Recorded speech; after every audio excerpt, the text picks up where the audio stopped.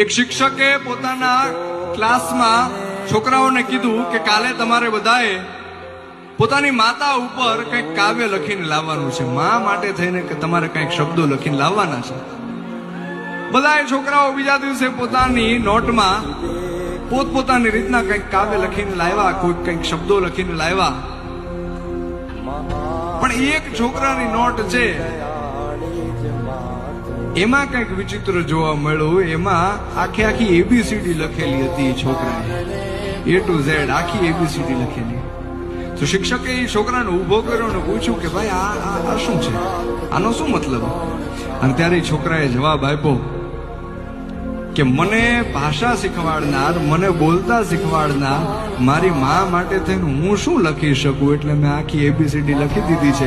મારી માને જેમ ગમશે એમ એ શબ્દો ગોઠવીને એની રીતના જોઈ લેશે. આ મા દીકરાના સંબંધની વાત છે. એ દલપતરામે પોતાના કાવ્યની અંદર લખી. કેવી રીતના કે હતો હું સુતો પારણે પુત્ર નાનો, રડું છેક તો રાખતું કોણ છાનો, મને દુઃખ દેખી દુઃખી કોણ થાતું,